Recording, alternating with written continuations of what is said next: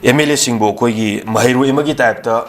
Panda Koi Korokoi Famalaga, even a Kogi Langa Koi State Asigi, Chief Minister Wibiramba, Sri Nongtomam and Biren Singsu, Kogi Satra Magum, the light Kogi Ben Sam the Famalaga, Mamanda Kogi rulingi leader Anina, Kogi Watai Sangtai Kiva Dugi, Poinsia Kogi public singamadi. Yang biri ba adi miyam sing so akoy tongan tongan wo hangke am thambi re masi matana kari mo thambi ni han boina yana masi akoy ge wa budi yamna thoina akoy ge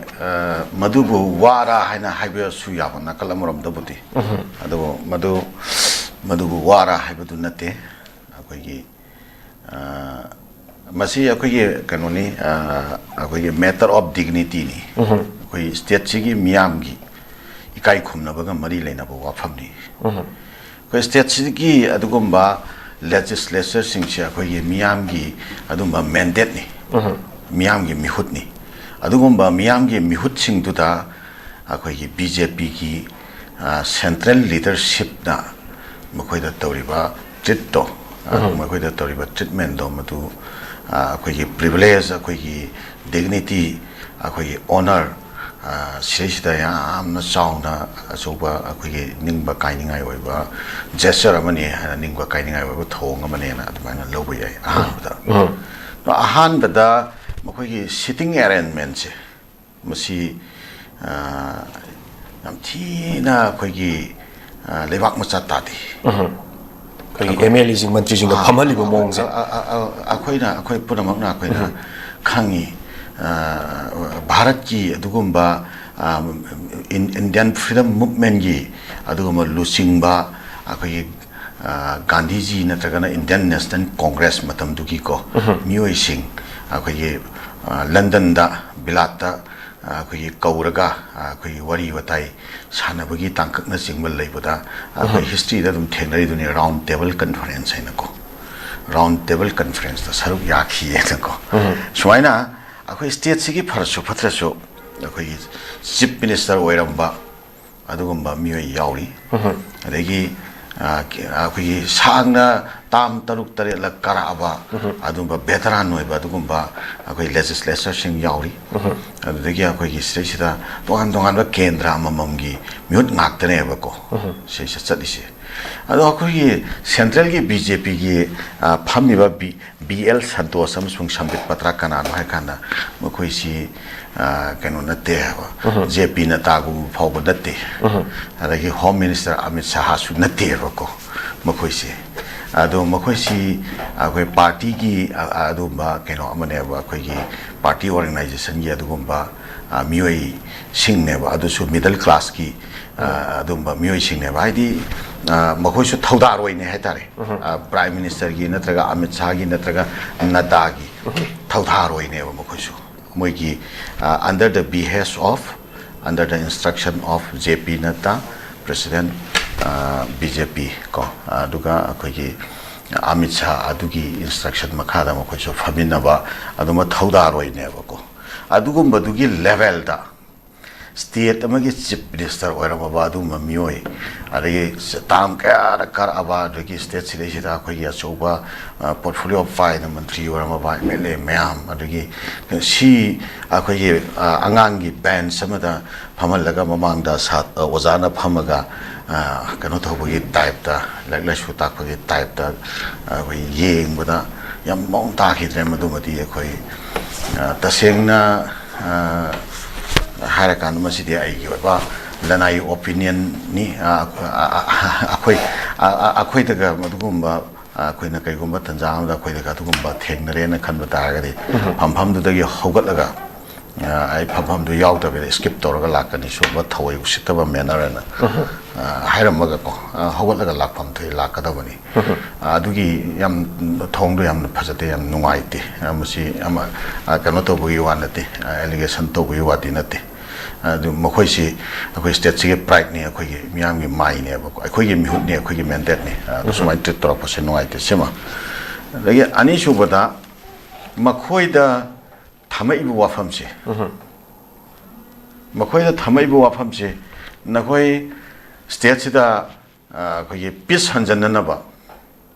BJP MLA singsi wak toruso nangi kanglup to nangna senaruso sikarino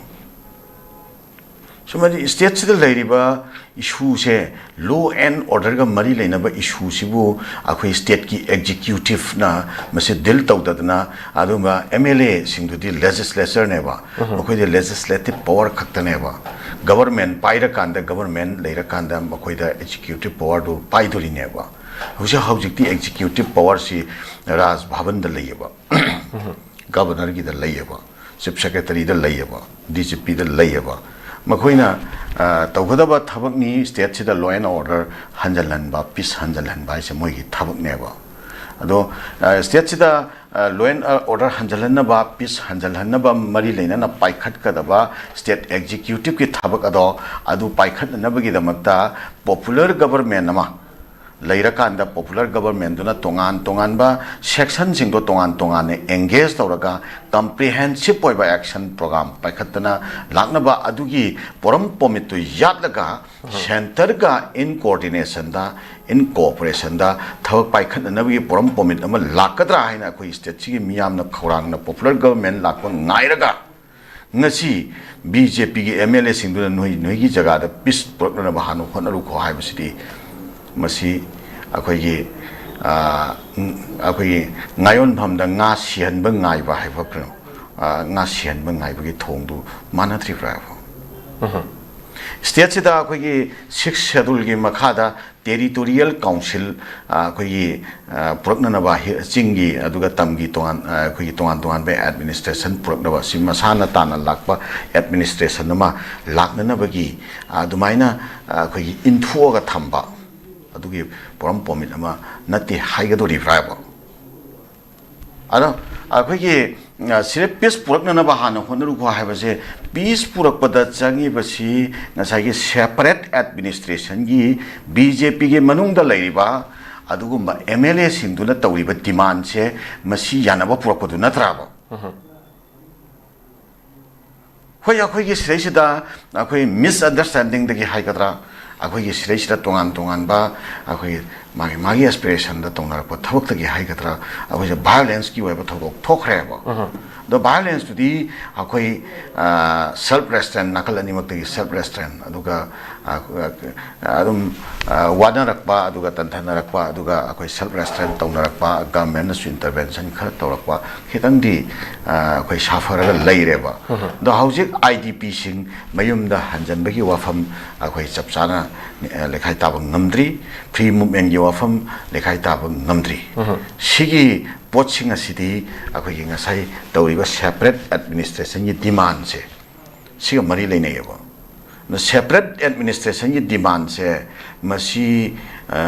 noi masel ge marakta yanaba pura usu haiba taragadi separate administration gi demand handok pada yanaba pura usu haido ribra natraga separate administration do madu akhoina yaba pirani madu yetroy na hairaga yanara lau haido ribra the antenna unless sigi matang da akhoi sireisida loisal usu haibasi akhoi gi hui singi marakta akhoi sadum langchalaga hui masen signan ba adugi thong natabra ba adami separate administration gi dream do da chapchaba makhoi gi su comprehensive action plan amgi makhada makhoi halroi haiba demand amgi makhada makhoi su demand se thangjel ne ba adaga somomdasu separate administration haibase manipur gi leiriba khoi kano se khoi territorial integrity ga mari leina ba aduga emotional integrity ga mari leina ba adugumba wafam sing asidi akhoi pre merger status ta leramba khoi manipur gi adugumba adum satam sing adudi territorial gi oiba position oiro natraga khoi structural system bu oiro lerami satam sing adudi madudi karigomba hiram ama fawda kayan be yaroi ada akhoi according to the provisions of the merger agreement aduga Indian constitution ge article number 363 ge matungina se kai be yaroi haiba pot leiba se sida akhoi ge leiba legislature sing si akhoi phep hongba yaroi ꯃꯗꯨ ꯀꯔꯤꯒꯨꯝꯕ ꯑꯃ ꯐꯥꯎ ꯇꯧꯕ ꯌꯥꯔꯣꯏ ꯍꯥꯏꯕ ꯃꯤꯌꯥꯝꯒꯤ ꯑꯆꯦꯠꯄ ꯐꯤꯔꯦꯞ ꯂꯩꯔꯤꯕꯅꯦꯕ ꯁꯤꯒꯤ ꯑꯅꯤꯁꯤꯕꯨ ꯅꯈꯣꯏ ꯃꯁꯦꯟ ꯌꯥꯅꯔꯨꯁꯨ ꯍꯥꯏꯗꯅ ꯑꯗꯣ ꯑꯟꯇꯤꯅꯦꯟ ꯑꯥꯂꯦꯁ ꯑꯗꯨ ꯌꯥꯅꯗ꯭ꯔꯤ ꯐꯥꯎ ꯒꯃꯦꯟ ꯑꯩꯈꯣꯏ ꯁꯦꯝꯕꯒꯤ ꯋꯥꯐꯝ ꯈꯟꯅꯈꯤꯕ ꯍꯥꯏꯔꯛꯄ ꯇꯥꯔꯒꯗꯤ ꯅꯈꯣꯏꯒꯤꯁꯤ ꯇꯥꯟꯕꯗꯤ ꯅꯠꯇꯦ ꯂꯩꯕꯗꯤ ꯀꯌꯥ ꯅꯨꯡꯉꯥꯏꯔꯔꯣꯏ ꯍꯥꯏꯕ ꯑꯗꯨꯒꯤ ꯋꯥꯍꯩꯗꯨ ꯑꯣꯏꯗ꯭ꯔꯤꯕ꯭ꯔꯥ ꯍꯥꯏꯕ ꯑꯗꯨꯅꯗꯤ ꯖꯃꯨ ꯀꯥꯁꯃꯤꯔ ꯇꯥꯏꯞꯇ ꯑꯩꯈꯣꯏ ꯁꯤꯗꯩꯁꯤꯗ ꯑꯩꯈꯣꯏꯒꯤ ꯑꯦꯁꯦꯝꯕ꯭ꯂꯤ ꯑꯦꯅꯤꯃꯦꯇꯦꯠ ꯁꯁꯄꯦꯟꯁꯟꯗꯣ ꯑꯦꯁꯦꯝꯕ꯭ꯂꯤ ꯗꯤꯖꯣꯜꯕ ꯇꯧꯊꯣꯛꯑꯒ ꯍꯟꯗꯛ ꯐꯦꯕ꯭ꯔꯨꯋꯥꯔꯤꯒꯤ ꯗꯦꯠ 12ꯇ ꯃꯇꯝꯁꯨ ꯂꯣꯏꯔꯕ꯭ꯔꯥ ꯀꯩꯅꯣ ꯇꯧꯕꯅꯤ ꯁꯁꯄꯦꯟꯗꯦꯠ ꯑꯦꯅꯤꯃꯦꯁꯟꯒꯤ ꯇꯥꯏꯃꯤꯡꯁꯤ ꯁꯤꯗꯩ ꯀꯟꯇꯤꯅꯨꯋꯦꯁꯟ ꯌꯥꯔꯔꯣꯏ ꯀꯟꯁꯇꯤꯇ꯭ꯌꯨꯁꯅꯦꯜ ꯂꯥꯞꯁꯦꯁ ꯂꯩꯔꯅꯤ ꯑꯗꯨ ꯗꯤꯖꯣꯜꯕ ꯇꯧꯔꯛꯑꯅꯤ ꯗꯤꯖꯣꯜꯕ ꯇꯧꯔꯕ ꯃꯇꯨꯡꯗ ꯃꯇꯝ ꯈꯔ ꯁꯦꯟꯇꯔꯒꯤ ꯔꯨꯜ ꯃꯈꯥꯗ ꯃꯅꯤꯄꯨꯔꯁꯤ ꯊꯝꯖꯤꯜꯂꯒ ꯑꯗꯨꯗ ꯑꯜꯇꯤꯃꯦꯠꯂꯤ ꯃꯅꯤꯄꯨꯔꯒꯤ ꯇꯣꯉꯥꯟꯕ ꯑꯩꯈꯣꯏꯒꯤ ꯇꯣꯉꯥꯟ ꯇꯥꯕ ꯑꯗꯨꯒꯨꯝꯕ ꯁꯛꯇꯝ ꯑꯃ ꯑꯩꯈꯣꯏꯒꯤ ꯋꯥꯔꯣꯏꯁꯤꯟꯗ ꯂꯥꯛꯅꯅꯕꯒꯤ ꯄꯣꯔꯝꯗꯣ ꯃꯗꯨ ꯍꯥꯟꯅꯗꯒꯤ ꯆꯠꯊꯔꯛꯏꯕ ꯊꯧꯑꯣꯡꯁꯤꯡꯁꯤ ꯌꯦꯡꯉꯒ ꯑꯗꯨꯒ ꯍꯧꯖꯤꯛ ꯍꯥꯏꯔꯛꯏꯕ ꯋꯥꯍꯩꯁꯤꯡꯁꯤ ꯌꯦꯡꯉꯒ ꯆꯞ ꯆꯥꯅ ꯇꯥꯏꯌꯦꯕ ꯁ꯭ꯋꯥꯏꯁꯤꯗ ꯑꯁꯨꯛ ꯌꯥꯝꯅ ꯗꯤꯒꯅꯤꯇꯤ ꯌꯥꯎꯗꯅ ꯁꯦꯟꯇꯔꯗ ꯂꯩꯕ ꯕꯤꯖꯦꯄꯤꯒꯤ ꯂꯤꯗꯔꯁꯤꯞꯅ ꯑꯩꯈꯣꯏꯒꯤ ꯂꯤꯗꯔꯁꯤꯡꯁꯤꯗ ꯇ꯭ꯔꯤꯠ ꯇꯧꯔꯛꯄꯁꯦ ꯃꯁꯤꯗ ꯑꯩꯈꯣই ꯕꯤꯖꯦꯄꯤꯒꯤ ꯁ꯭ꯇꯦꯠꯀꯤ ꯑꯩꯈꯣꯏꯒꯤ ꯂꯦꯖꯤꯁꯂꯦꯆꯔꯁꯤꯡꯅꯒ ꯄꯤꯁ ꯄꯨꯔꯛꯅꯅꯕ ꯑꯩꯈꯣꯏ ꯍꯥꯏꯔꯛꯑꯦ ꯑꯗꯨꯅ ꯄꯤꯁꯁꯤꯅ ꯍꯦꯟꯅ ꯃꯔꯨ ꯑꯣꯏ ꯂꯩꯉꯥꯛ ꯁꯦꯝꯕꯗꯒꯤ ꯀꯥꯏꯅꯒ ꯍꯥꯏꯔꯒ ꯁꯤꯗ ꯑꯃꯨꯛ ꯑꯩꯈꯣꯏ ꯄ꯭ꯔꯖꯥꯗ ꯁꯨꯃꯥꯏꯅ ꯑꯩꯈꯣꯏꯒꯤ ꯁꯦꯟꯇꯔꯒꯤ ꯂꯩꯔꯤꯕ ꯂꯤꯗꯔꯁꯤꯡꯗꯨꯅ ꯊꯝꯕꯤꯔꯛꯏꯕ ꯋꯥꯐꯝꯁꯤ ꯖꯁꯇꯤꯐꯥꯏ ꯇꯧꯕꯒꯤ ꯋꯥꯐꯝꯒ ꯍꯥꯏꯔꯛꯄꯁꯦ ꯍꯥꯏꯅꯔꯛꯄ ꯌꯥꯎꯔꯛꯄ ꯍꯥꯏꯇꯥꯔꯦꯀꯣ ꯃꯁꯤ ꯈꯤꯇꯪ ꯑꯩꯈꯣꯏꯅ ꯈꯟꯕꯗ ꯃꯗꯨ ꯈꯤꯇꯪ ꯑꯩꯈꯣꯏ ꯂꯥꯏꯕꯛ ꯊꯤꯕꯅꯤ ꯃꯁꯤ ꯇꯧꯔꯛꯏꯕ ꯊꯧꯑꯣꯡꯁꯦ ꯃꯁꯤ it's a matter of the privilege of the state it's a matter of the ꯑꯩꯈꯣꯏꯒꯤ ꯗꯤꯒꯅꯤꯇꯤ ꯑꯣꯐ ꯗ ꯁ꯭ꯇꯦꯠ ꯑꯗꯣ ꯑꯦꯟ ꯑꯋꯥꯔ ꯄꯤꯄꯜ ꯑꯩꯈꯣꯏꯒꯤ ꯃꯤꯌꯥꯝꯁꯤꯒ ꯁ꯭ꯇꯦꯠꯁꯤꯒ ꯑꯅꯤꯁꯤꯗꯩꯁꯤꯗ ꯇꯧꯔꯛꯄ ꯑꯆꯧꯕ ꯑꯩꯈꯣꯏꯒꯤ ꯀꯩꯅꯣ ꯑꯃꯅꯤ ꯑꯗꯨ ꯃꯁꯤ ꯌꯥꯝ ꯁꯦꯔꯤꯌꯁ ꯑꯣꯏꯅ ꯃꯁꯤ ꯑꯩꯈꯣꯏꯅ ꯈꯟꯐꯝ ꯊꯣꯛꯏ ꯑꯗꯨꯅ ꯁꯦꯟꯇꯔꯒꯤ ꯕꯤꯖꯦꯄꯤꯒꯤ ꯂꯨꯆꯤꯡꯕꯁꯤꯡꯁꯤꯅ ꯊꯥꯡꯉꯛꯏꯕ ꯄꯣꯁꯦ ꯃꯁꯤ ꯍꯥꯟꯅꯗꯒꯤꯁꯨ ꯑꯩꯈꯣꯏ ꯍꯦꯛ 23rd ꯃꯦ ꯀꯣ ꯁꯣꯔꯤ 3rd ꯃꯦ 2023 ꯀꯣ ꯁꯤꯒꯤ ꯁꯤꯗꯩꯁꯤꯗꯒꯤ ꯍꯧꯔꯒ ꯍꯧꯖꯤꯛ ꯐꯥꯎꯕꯗ ꯂꯤꯁꯥꯡ ꯁꯤꯠꯅ ꯃꯅꯤꯄꯨꯔꯗ ꯑꯩꯈꯣꯏ ꯚꯥꯏꯂꯦꯟꯁ ꯌꯥꯝ ꯊꯨꯅ ꯂꯦꯞꯍꯟꯅꯅꯕ ꯇꯧꯈꯤꯗꯕ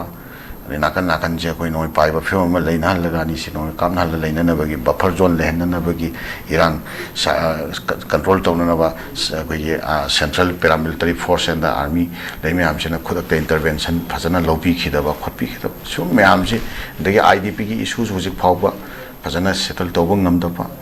ꯗꯦꯟ ꯑꯩꯈꯣꯏꯒꯤ ꯏꯝꯐꯥꯜꯗ ꯂꯩꯔꯝꯕ ꯀꯨꯀꯤꯒꯤ ꯃꯤꯁꯤꯡ ꯏꯝꯐꯥꯜꯗ ꯄ꯭ꯔꯣꯇꯦꯛꯁꯟ ꯄꯤꯔꯒ ꯊꯝꯕ ꯉꯝꯈꯤꯗꯕ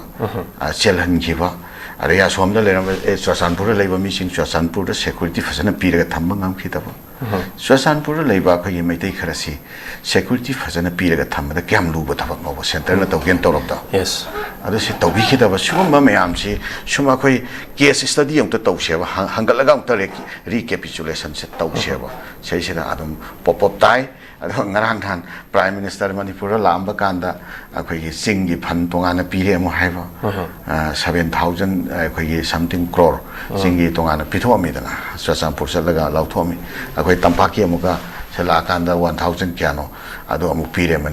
ꯃꯅꯤꯄꯨꯔꯒ ꯆꯤꯡꯒ ꯑꯅꯤꯒꯤ ꯇꯣꯉꯥꯟꯕ ꯐꯟꯒꯤ ꯑꯦꯂꯣꯀꯦꯁꯟ ꯑꯃ ꯊꯝꯕꯗꯧꯅ ꯇꯧꯔꯝꯕ ꯑꯗꯨꯗꯒꯤ ꯃꯈꯥ ꯇꯥꯔꯛꯄꯗ ꯑꯩꯈꯣꯏꯒꯤ ꯏꯟꯗꯤꯌꯥꯒꯤ ꯄ꯭ꯔꯁꯤꯗꯦꯟꯅ